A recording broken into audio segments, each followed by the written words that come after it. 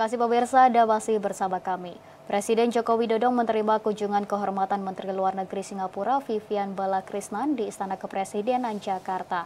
Pertemuan keduanya berlangsung kurang lebih 30 menit dan membahas persiapan pertemuan Presiden Joko Widodo dengan Perdana Menteri Lee Hsien Loong pada minggu depan. Kehadiran Menteri Luar Negeri Singapura Vivian di Jakarta bertujuan membahas kesiapan pertemuan Leader Retreat atau pertemuan kepala negara. Indonesia dan Singapura bergantian menjadi tuan rumah pertemuan. Dan pertemuan pada 29 April mendatang, Indonesia akan menjadi tuan rumah. Kedua pertemuan kepala negara akan berlangsung di Istana Bogor, Jawa Barat. Kunjungan kehormatan dari Menlu Singapura dilakukan setelah pertemuan bilateral dengan Menlu di Gedung Kementerian Luar Negeri Jakarta Pusat. Dalam pertemuan Presiden Joko Widodo dan Menlu Singapura membahas kilas balik kerjasama kedua negara dalam 10 tahun terakhir, serta membahas kontinuitas kerjasama pada pemerintah selanjutnya. Pertemuan bilateral 29 April mendatang, kedua negara akan membahas sejumlah isu penting, yakni ketahanan pangan, transisi energi, hingga pembangunan Ibu Kota Nusantara. Inti dari pertemuan baik dengan saya maupun kunjungan kehormatan kepada Bapak Presiden adalah untuk persiapan kunjungan Perdana Menteri Singapura ke Indonesia pada hari Senin 29 April dalam rangka Leaders Retreat. Sebagaimana teman-teman tahu bahwa setiap tahun kita melakukan Leaders Retreat secara bergantian, dan tahun ini adalah tahun di mana Indonesia menjadi tuan rumah. Nah, Menlu Vivian tadi mengatakan bahwa kunjungan PM Lee ke Indonesia merupakan satu dari kunjungan yang paling terakhir sebelum beliau menyerahkan pemerintahan kepada Perdana Menteri yang baru. Dan ini menunjukkan pentingnya hubungan bilateral antara Singapura dengan Indonesia. Nah, di dalam pertemuan Leaders Retreat nanti, intinya adalah kita akan telaah balik 10 tahun kerjasama yang sudah dilakukan. Dari bahasa yang disampaikan adalah to celebrate the relation, tetapi pada saat yang sama adalah untuk memberikan atau untuk memastikan bahwa ke depan kerjasamanya akan semakin baik, kontinuitas akan ada. Jadi selain selebrasi juga menjamin atau memberikan signal adanya continuity dari sudah baiknya hubungan antara kedua negara. Pemirsa, kunjungan Presiden Joko Widodo ke SMK Negeri 1 Rangas, Kabupaten Mamuju, Sulawesi Barat membawa berkah tersendiri bagi sekolah. Presiden Jokowi memberi sebuah hadiah yang akan mentransformasi cara belajar siswa di SMK tersebut dengan sebuah mobil listrik.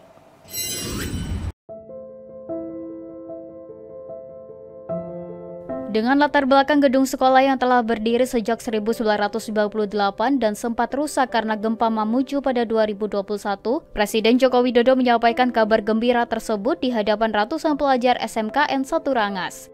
Ini bukan sekedar bantuan, melainkan simbol dari dorongan besar pemerintah dalam memajukan pendidikan vokasi dan teknologi di Indonesia. Dengan hadiah mobil listrik ini, SMKN 1 Rangas kini menjadi bagian dari sekolah-sekolah di Indonesia yang siap menghadapi era baru transportasi yang berkelanjutan. Tadi ada permintaan karena di tempat praktek yang ada hanya mobil combustion, mobil yang manual lama, pada sekarang sudah banyak dan zamannya mobil listrik, sehingga perlu praktek juga isinya di dalam mobil listrik itu apa. Siang ini saya kirim mobil listrik. Kepala SMKN 1 Rangas pun berbagi rasa syukur atas bantuan ini. Menurutnya selama ini sekolah yang dipimpinnya telah memiliki beberapa peralatan untuk praktik belajar para siswa. Namun untuk mobil, para siswa terbatas hanya belajar mobil berteknologi transmisi manual. Alhamdulillah, setelah kunjungan Bapak Presiden Republik Indonesia ini, beliau memberikan bantuan ya, berupa 1 unit mobil listrik yang insya Allah kedepannya akan digunakan oleh siswa-siswa kita untuk berpraktik. Lebih lanjut, siswa-siswa SMKN 1 Rangas seperti Fadli dan Adrian mengungkapkan kegembiraan mereka. Fadli yang belum pernah melihat mobil listrik sebelumnya merasa bahagia dan terinspirasi. Selama ini kami hanya melakukan praktik dengan mobil manual, Tapi dengan adanya bantuan Bapak Presiden ini, sebuah mobil elektrik pastinya menambah wawasan kami. Terima kasih Bapak Presiden telah memberikan kami sebuah unit mobil listrik.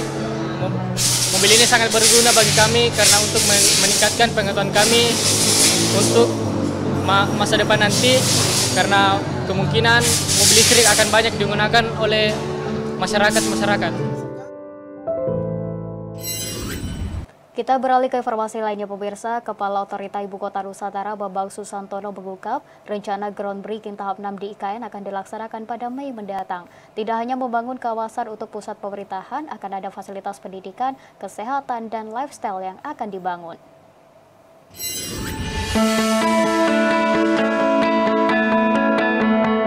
Presiden Joko Widodo disebut akan melakukan penempatan batu pertama atau groundbreaking proyek IKN tahap 6 pada Mei mendatang. Rencana groundbreaking tahap 6 di IKN akan dilaksanakan dengan mengangkat tema pendidikan. Kepala Otorita Ibu Kota Nusantara Bambang Susantono menyebut, institusi pendidikan Al-Azhar, Sekolah Bina Bangsa hingga Universitas asal Malaysia siap melakukan groundbreaking tahap 6.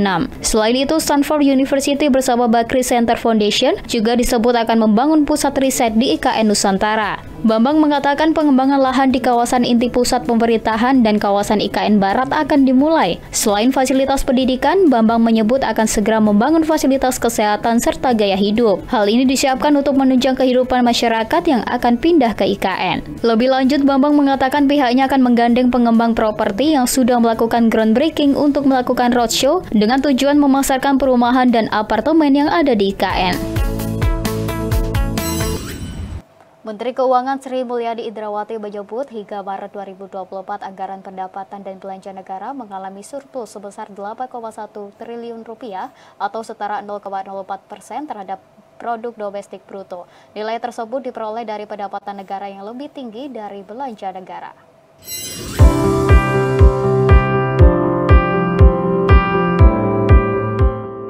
Dalam konferensi pers APBN Kita edisi April, Menteri Keuangan Sri Mulyani mengatakan anggaran pendapatan dan belanja negara masih mengalami surplus hingga Maret 2024. APBN mencatat surplus sebesar 8,1 triliun rupiah atau setara dengan 0,04% terhadap produk domestik bruto nasional.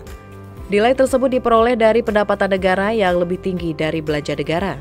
Kementerian Keuangan mencatat penerimaan negara sebesar 620 triliun rupiah atau setara 22,1% dari target sebesar 2.802 triliun rupiah. Angka ini terkontraksi sebesar 4,1% secara tahunan dibandingkan periode yang sama tahun lalu. Sri Mulyani juga menyebut realisasi belanja negara mencapai 611,9 triliun rupiah. Nilai ini meleset 18% secara tahunan yang dipengaruhi oleh sejumlah komponen belanja, salah satunya pelaksanaan pemilu. Lebih lanjut, keseimbangan primer juga menunjukkan kinerja positif, yakni sebesar 122,1 triliun rupiah. Menkyu mengatakan kinerja APBN 2024 terbilang cukup baik sampai triwulan 1 karena didorong oleh belanja dan pendapatan negara yang terkendali. Meski begitu, Menkyu tetap mewaspadai perubahan geopolitik dan ekonomi global yang akan mempengaruhi perekonomian seluruh dunia menjelang triwulan 2 2024.